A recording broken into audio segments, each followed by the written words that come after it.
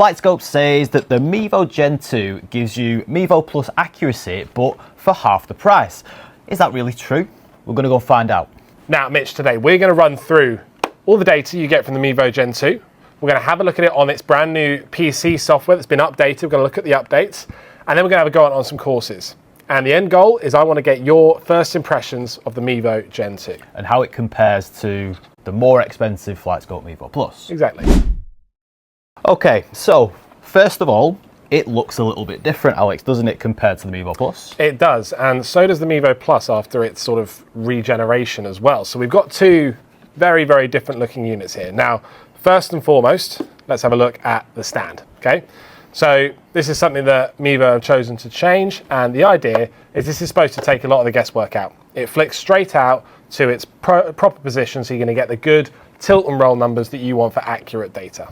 Well, it's different, isn't it? Because the one on the Mevo Plus just folds out, which I thought was really, really good in the update to the Mevo Plus compared to its older version, because it automatically goes to the set degrees that it needs to be at, doesn't it, for alignment and stuff.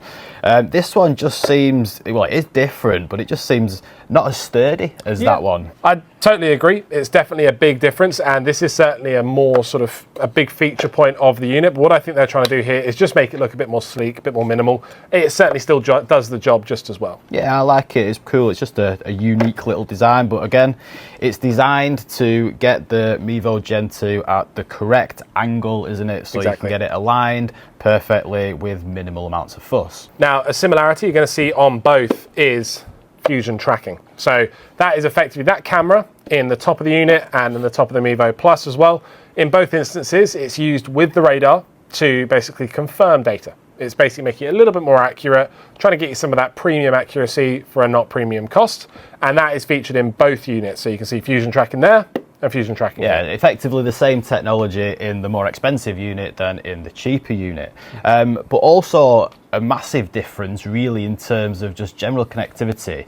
The old Mevo Plus had what was it, micro USB connection, whereas finally Flightscope have gone with a USB-C connection on the side, so it's much easier and more generic for charging. And it seems like something small, you know, changing it from micro USB to USB-C. But the number of customers that we get coming back going, oh, I just wish it was USB-C, me included. We've got chargers galore here in the demo room, and we ain't perfect, chargers go missing. It's lovely to be able to just pick out a USB-C that's everywhere these days, plug it in, and you're going. It's the same in my studio. I always find a USB-C cable knocking about and barely ever a micro USB, so it's just handy to have that connectivity now with the brand new unit. So, like I mentioned earlier, it looks a bit different as well, doesn't it? So, can you explain a little bit about the physical differences with this new Gen 2 model? Yeah, and I'm going to scratch the itch here of just making fun of your height a little bit. This is the Mitch. And this is, there you go. Okay, cool. So the reason they're going for height is actually for short game. So it's one of the things we're going to talk about later. The Mevo Gen 2, it boasts some sort of serious short game accuracy and the ability to pick up some really, really fine shots. And the reason for that is this camera is higher. So it's able to capture more of a frame of what's happened in front of it. And that is the reason they've gone for this taller design. It's just a development on the Mevo Plus. It's interesting that, because obviously people who watch my channel often, you'll see that we play a lot of simulator golf, and the Mevo Plus is fantastic, but you kind of have to play it on auto putt because it's not great at reading any sort of putting. But yeah, it'd be interesting to test it out with the Gen 2 later on in this video. I think you're going to be impressed. Right, I want to just talk about the setup and alignment of the new Gen 2, because I always found with the original Mevo Plus, I thought it was a little bit finicky. And if you ever moved the Mevo Plus to get it back into the perfect alignment and the perfect tilt and roll, it was just a little bit of a faff. So I believe they've figured something out with the Gen 2. Yeah, and to be fair, I think maybe the faff is maybe a little bit of a user error, a little bit. Now, what we're going to do, I'm going to quickly walk you through how the alignment works on both Mevo setups. So this is the same on anyone that's using the PC app. Okay. So we've gone through the radar setup, and you can see behind us, we've got a camera feed that's coming from the Gen 2. So if you grab the phone, we're going to head over to the touchscreen here. Now, as you can see, the camera from the Gen 2 is showing everything it can see, and it's painted a little yellow box. And if you're using a Mevo Plus, that's especially important, because that little yellow box is basically where it can accurately see its club data. So you'd place your ball there. You then know that's your hitting spot for the day. And this yellow line is effectively your straight line for the day. So I would put a tape measure across the screen, find the middle point, pop a tee there. And then because it's a camera, all you have to do is move the Mevo across until that yellow line lines up with the middle of your screen. And you know you're then hitting down the middle. And if you've got a smaller screen, so for example, when Mitch was playing in his garage, he'd have to offset to the right-hand side quite a lot. What you do is pick a spot on that screen that you're happy to hit from. So you want to hit on the right-hand edge of your mat to the right-hand edge of the screen. Again, pop the ball and the tee down and move the Mevo across to match that sort of setup. Now, it's pretty simple. We can see Mitch doing it behind us. You've got a tee from where the hitting point is. I'll put that bang on the place as well. Bang on. So yeah, let's just say you take your tee, let's just say that's the centre of your screen. Then you could just head over to your Mevo Plus and you would align it so it's nice and level. This is what I'm not a big fan of with the Mevo Plus. I know it's the camera inside, but the frame rate's poor in it. Yeah, definitely the frame rate's not great. There you go, but you're all lined up. And that would then be you all ready to go and hit. So yeah, then you just come pop your ball down. That's where we're hitting from. Now, another two bits that people sometimes get confused on is the tilt and the roll numbers on the Mevo. Now, what that means is the unit level effectively? So if you're on a driving range that maybe doesn't have a perfectly flat surface, like an indoor range, you might be on a grass range, these numbers might be a bit out of whack, and that's going to cause some funny data. So what the Gen 2 does is brings up this number, and then if we get Mitch to tilt that unit back to where its stand is out, you can see these numbers will go green. That means you're good to start hitting shots. And if it's on its stand and it's still too sort of skewed, so you have a problem with the setup, all you do, place a tee underneath it or slightly move it, slightly sort of tilt it. You can pop a tee under one side. You get it to when these numbers are nice and accurate, and then just press continue and you're good to start playing golf. Now, Mitch, first thing to take you through is the data from the Gen 2. Now, the easiest way for you to think about this is take a Mevo Plus 2024, and cut off its Pro package. Okay. So you're getting lots of club data, lots of ball data. So everything you'd need: ball speed, carry distances, flight time, all that kind of stuff you're looking for. Spin numbers that are nice and accurate, and then you do get angle of attack as well. So we can see it on our screen behind us. You currently have all the data there. Now it's condensed, certainly not for the person that's looking for detailed club data yet. Now we know, and you can take from looking at the unit. Everything is there for you to have a Pro package eventually. Yeah. But there's no official word yet. So we hope eventually there'll be a Pro package for the Gen 2, but at the moment, it's ball data only.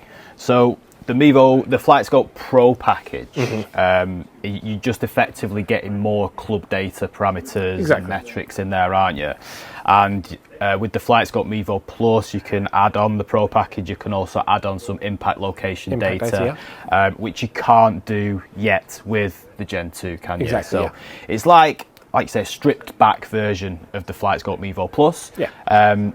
But you're still getting that exact same accuracy and the main parts of data that you're going to need to work on, especially if you're like a beginner or mid-handicap golfer. Even myself playing off like 8 at the moment, this is more than enough data for me to work on my game. Yeah, and there is a reason for that, for it being stripped back, and that's because where this fits into the Flightscope range, it's not replacing the Mevo Plus. This is something that we certainly thought it was initially, but Flightscope have been very clear to say this is actually a replacement for the Mevo Portable, the tiny little unit, the original Mevo.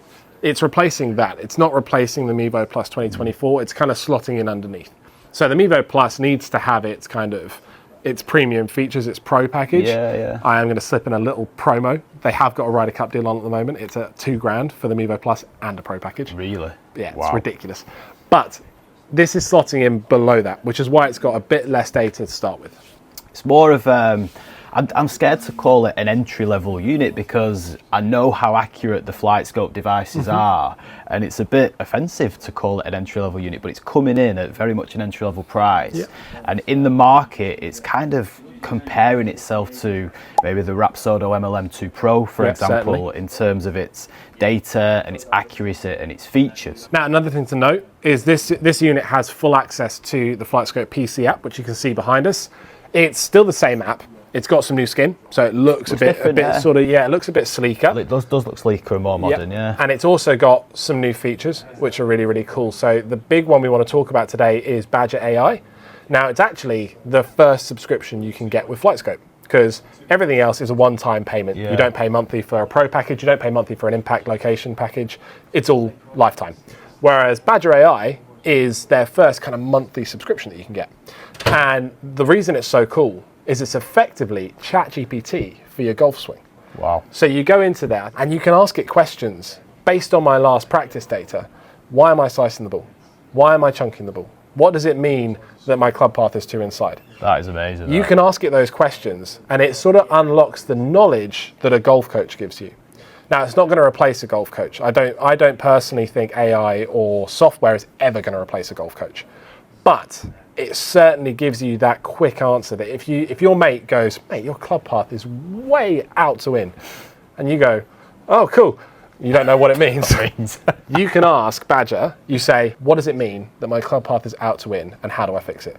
And it'll give you a drill to do, it'll tell you what the problem is, and it'll unlock that data for you in a new way. I can just imagine that for somebody who is maybe just getting into golf, or somebody might have played it for ages and they're not too sure about what all of these data parameters mean, especially with the Flightscope Mevo Plus where you get so many data parameters, just to be able to type that in, have that clarity, and then if you notice that you are leaking shots to the right all of the time, just ask it. It's going to tell you from the data why you're doing it and what you need to change. I think that's an absolutely fantastic feature. Now, another thing that I'm very impressed with the Gen 2 compared to the Mevo Plus is the Wi-Fi connection, because I've got a Mevo Plus back in the Handicap Golf Studios, and I'm not gonna lie, mate, it frustrates the hell out of me because I have to connect it to the Wi-Fi, and then I can't access my internet once I'm connected to the Flightscope Mevo Plus.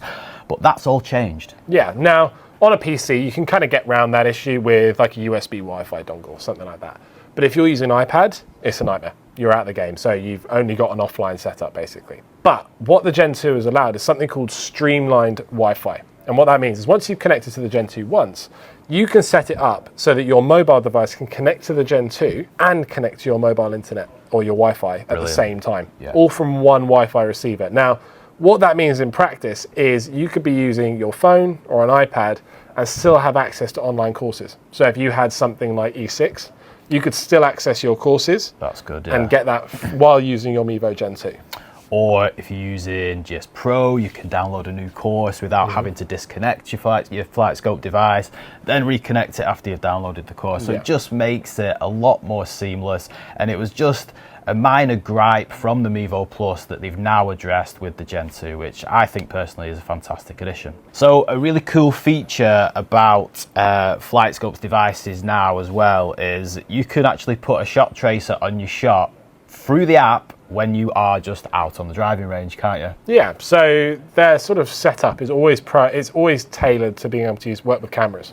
So you could have a mobile phone tracking your swing, or you could use if you turn off fusion tracking, you can actually use the onboard camera to actually film your golf swing and get an instant replay.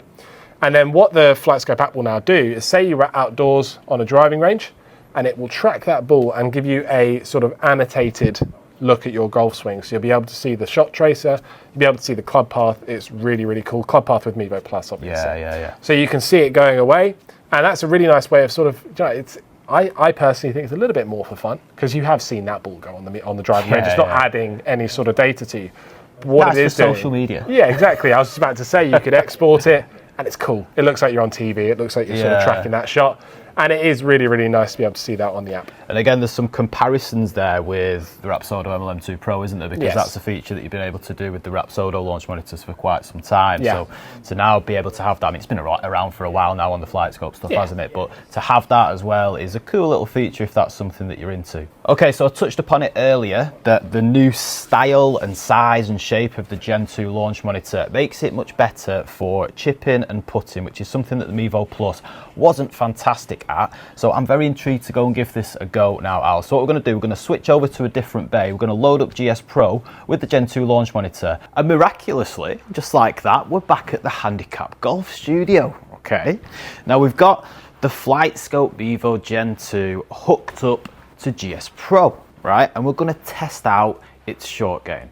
If you haven't noticed already, we are at the second hole at Lofoten Links, well, Norwegian Links on GS Pro. I'm just going to hit an 8-iron towards this beautiful par 3.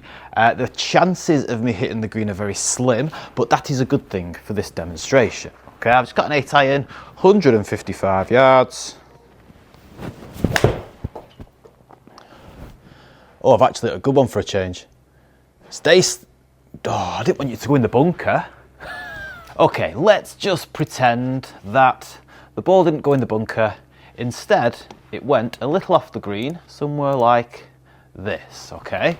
So we've got a 10-yard chip shot. Now let's see if the Mevo Gen2 is better at chip shots than the Mevo Plus. So these are the type of chip shots that the Mevo Plus struggles with, these short ones, okay? I'd say around about 10 yards and closer. First of all, I will take my 60-degree lob wedge and I'm just gonna try and pitch it maybe just to the bottom of the screen. I don't know, 3 or 4 yards. And let's see if the Gen 2 picks it up. There we go. Lovely, that is amazing. Let's give it one more go, just to prove that wasn't a fluke. And there we go again. Delightful. Now then, that's with a 60-degree. Let's change it to more of a chip and run shot with my 48-degree, because that's what I like to use when I'm around the green. A 48-degree is going to launch a little bit lower. I don't need to hit it as far, so it's just going to be a little bump and run. Let's see if the Gen 2 can handle that. Oh my days, that is amazing. I love it. This is impressive because these are the types of shot that the Mevo Plus just does not register. I've duffed that one and it still picked up the duff and it picked it up accurately. This is fantastic. Let's just move it even closer to the pin. Put us over there. Okay, it's a 6-yard chip shot. It's a nasty little 6-yard chip shot. Little dink. Oh, I love that. I absolutely love that. This Gen 2 is impressive. More impressive than the Mevo Plus on GS Pro when it comes to chipping. Let's see what it's like for putting. Now, in my experience, there's been many times where I've had some friends over, and because we've been using the Flightscope Mevo Plus, we decided to play on GS Pro, but with the auto put setting on. However, when some people landed just off the green and they still had to either putt or chip to get into the gimme zones, that's where we were struggling with the Flightscope Mevo Plus, because we would chip and it just wouldn't register on the device. However, now we're having a lot more success with the Gen 2, because even the short chips are registering, whether it's a little flop shot or a little pitch and run, a little chip and run, it's picking the shot up really well. Now, with all that being said, still having a little bit of trouble with the Gen 2 reading the putts. Now, in my experience with testing this device, it's a little bit better than the Mevo Plus when it comes to putting. However, what I've found is when we have some, I don't know, mid-range putts, like, so I've just been practicing one at 10 feet and I'll demonstrate it for you in a minute. It's reading the putt. However, in real life, you have to hit it a little bit firmer than a 10-foot putt for it to register, and it actually runs quite slow on the GS Pro greens. So we've got 10 feet and it's 3 inches up the hill. Just gonna aim a little bit left so we can go for a straight putt. Now, I've played around with how far back the Mevo needs to be from the putt and how far forward the ball needs to be and stuff, and I tend to have to move the ball a little bit closer towards the Mevo Gen 2 for it to read. But anyway, we've got an uphill putt. It's 10 feet, it's 13 feet with the 3 inches uphill, so it's literally 10 foot to my impact screen, a little bit over, maybe 10 foot 2 inches at the moment. So if I hit this as a 10 foot 2 inches putt up to the impact screen, that's a little bit firmer, and we're still running really slow. In my comparisons, if I was using my Foresight GC3 and I'd hit that exact same putt, that putt would be going quite a bit past the hole. It just seems to read the putts very slowly. So if I try and roll this up to my impact screen, I expect it to go short on GS Pro, but we'll see how short it goes.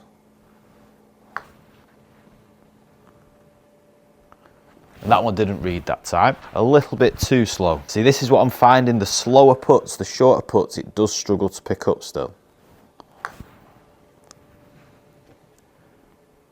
Okay, so it's not bad, right? I'm not criticizing it, because putting's always a very strange subject when it comes to golf simulators, and it's a bit quirky. You've got to get used to it on your own device, really. So it's not bad, but let me just show you the shorter putts, like one that I had set up before. I'm going to take it to about 4 feet. Now this is where I've noticed it's struggling quite a lot with these shorter putts. Can you see it just doesn't pick it up? Now my advice for anybody who wants to buy a Mevo Gen2 and they do want to do some sort of putting, then you're probably best setting your gimme circle to around about 10 feet on GS Pro, which is not ideal, because if you wanted to play on the Simulator Golf Tour, for example, the gimme circles are only 5 feet. If you wanted to compete in the tours, then you're probably best competing in the auto putt tours if you're going to go with the Mevo Gen2. So to get it to read, I have to hit it a good 10 feet, and that actually just trickled into the hole that was 4 feet away, and there's no uphill or downhill slope on there either. So I hope you get what I mean with this little putting test. All in all, the chipping seems to be drastically improved. I really like the chipping with the Gen 2, but the putting still isn't quite there yet for me. Now, with all that being said, if you are interested in buying the Mevo Gen 2, which is still a fantastic launch monitor, then check out the links in the description below, where you'll be able to save yourself a little bit of money using my discount codes. And if you want some more information, some more detailed information about the Flightscope Mevo Gen 2, check out this video on the screen now, and I'll hopefully see you over there in a minute.